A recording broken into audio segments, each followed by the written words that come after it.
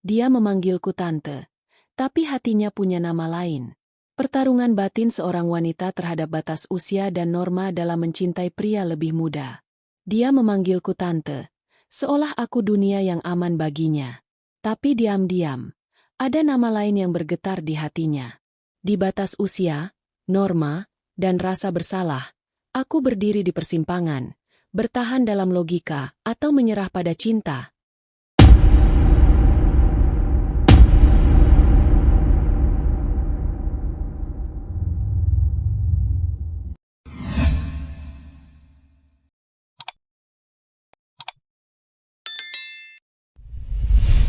Hai, celoters. Selamat datang di Celoteh Tante, ruang di mana cinta, luka, tawa, dan rahasia terdalam tante-tante kece seperti kita dibagikan tanpa malu. Kali ini, kita akan celoteh tentang kisah yang mungkin pernah juga kamu rasakan, cinta yang datang dari tempat yang paling tak terduga. Yuk, simak kisah Tante Dian. Pertemuan takdir, si bungsu yang tersesat.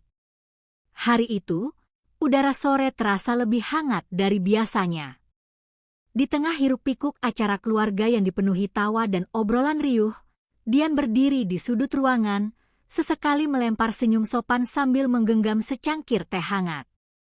Usianya hampir 40, tapi wajahnya masih memancarkan pesona yang sulit diabaikan, pesona seorang wanita matang, dengan luka-luka kecil yang disembunyikan rapi di balik senyuman. Saat itulah Arka muncul, pemuda jangkung dengan mata tajam yang berkilat penuh rasa ingin tahu. Ia datang dengan langkah santai, membawa aura muda yang begitu berbeda, tapi entah kenapa, terasa akrab. Tante Dian, ya? Aku Arka, sapanya sambil mengulurkan tangan. Tangannya hangat, genggamannya teguh. Dian tersenyum, sedikit kikuk. Kata, tante, terdengar begitu aneh di telinganya, seolah menegaskan jurang usia di antara mereka.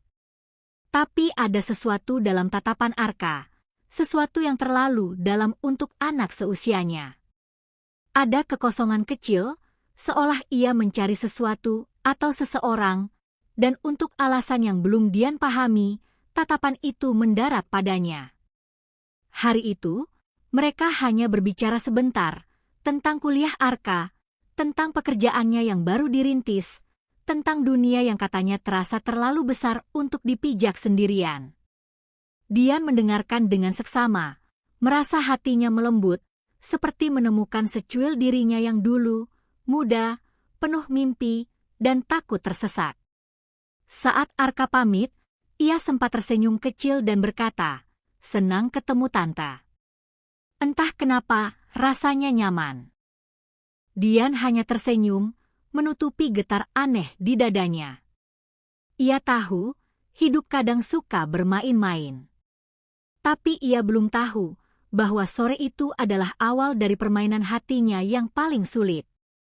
Jebakan waktu, momen-momen yang menggetarkan. Sejak pertemuan itu, Arka kerap muncul dalam hidup Dian seperti angin sore yang lembut, tanpa paksaan, tanpa janji. Awalnya hanya sesekali, dengan alasan sederhana, bertanya soal dunia kerja, meminta saran tentang hidup, kadang sekadar mengantar makanan kecil.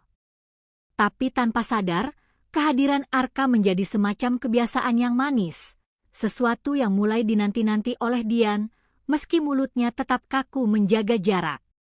Suatu sore, saat matahari perlahan turun dan langit berwarna jingga, mereka duduk berdua di teras rumah. Obrolan ringan tentang film bergulir menjadi tawa kecil yang renyah. Setiap gerakan Arka, setiap tatapan singkat yang ia lemparkan, menggetarkan bagian dalam diri Dian yang sudah lama tertidur, bagian yang dulu ia kubur dalam-dalam, meyakini dirinya telah melewati masa-masa berbunga itu. Ada momen saat tangan mereka tanpa sengaja bersentuhan di atas meja. Dian tersentak kecil, buru-buru menarik tangannya. Tapi Arka tidak. Ia hanya tersenyum kecil, senyum yang tidak menghakimi, tidak menuntut, hanya memahami. Senyum yang membuat jantung Dian berdegup lebih kencang dari seharusnya.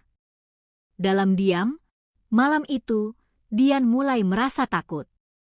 Takut pada dirinya sendiri.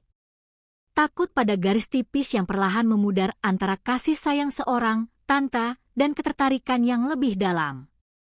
Takut bahwa dunia tidak akan pernah mengerti, bahkan mungkin dirinya sendiri pun tak akan sanggup memaafkan. Tapi saat Arka memandangnya, mata itu seolah berkata, "Aku tidak melihat usia. Aku hanya melihatmu." Dan di dalam hatinya, tanpa suara, tembok yang ia bangun bertahun-tahun mulai retak untuk pertama kalinya. Dosa dalam hati, pertarungan melawan perasaan. Malam itu, hujan turun tanpa henti, membasahi bumi dengan aroma basah yang menenangkan. Arka datang tanpa aba-aba, berteduh di beranda rumah Dian dengan jaket tipis dan rambut basah yang menempel di dahinya. Dian sempat ragu membukakan pintu, tapi rasa kasihan mengalahkan akal sehatnya. "Masuklah, kau bisa sakit," katanya lirih.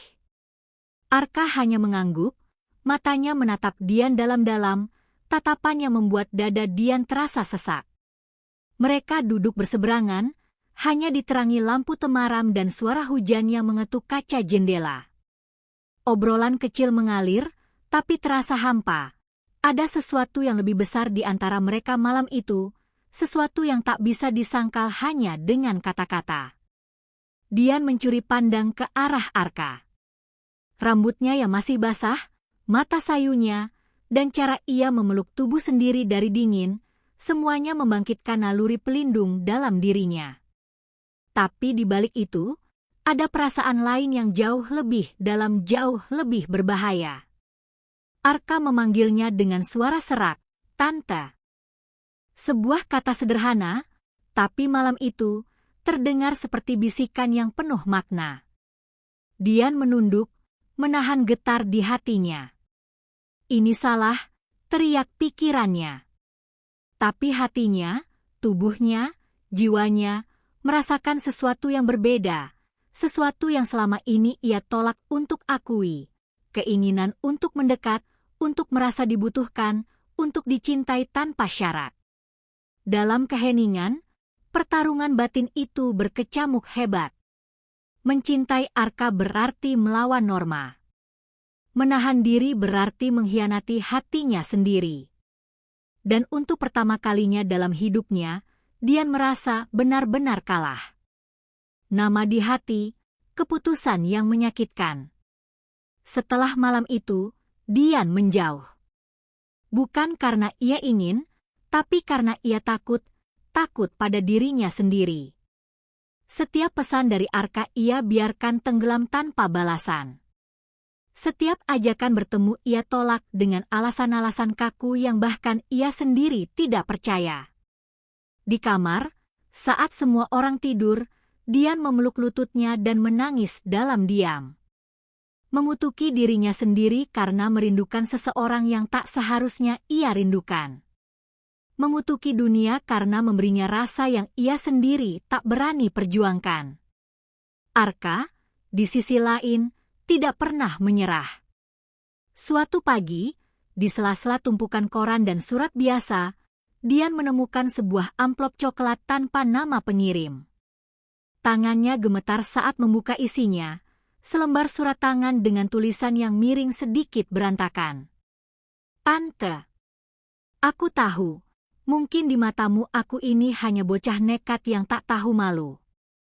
Tapi aku ingin kau tahu, di hatiku, namamu bukan Tante. Bukan juga seseorang yang harus kulihat dengan hormat semata.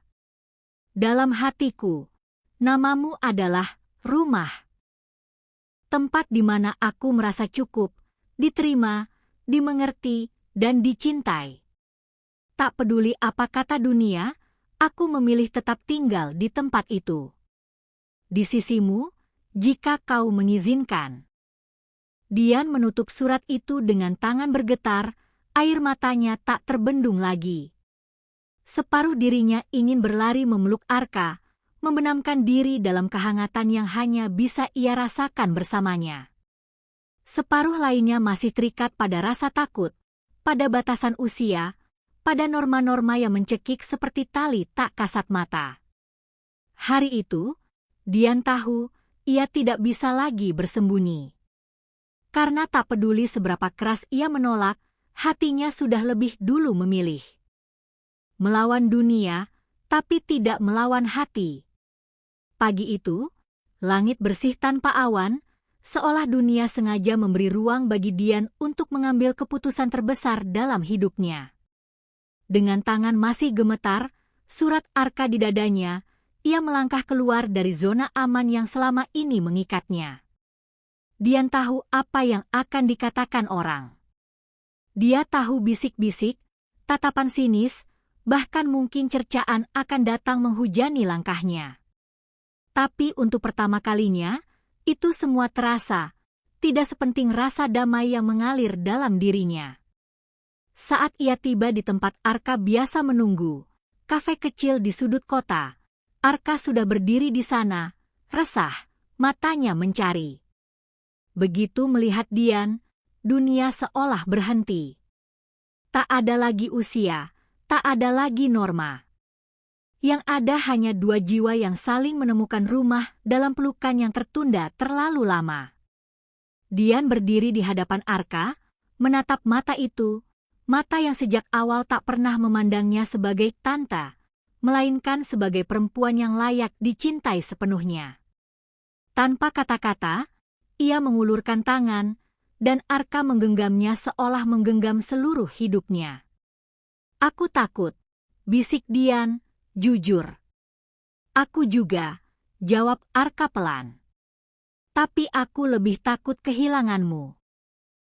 Hari itu, tanpa pesta, tanpa saksi dunia, mereka memilih satu sama lain. Di jalan yang mungkin tak akan mudah, tapi penuh ketulusan. Dian tak lagi mendengarkan dunia. Ia mendengarkan hatinya, dan hatinya berkata, cinta ini layak diperjuangkan. Karena dalam hidup, ada cinta yang memang tak perlu izin dari logika, norma, atau usia.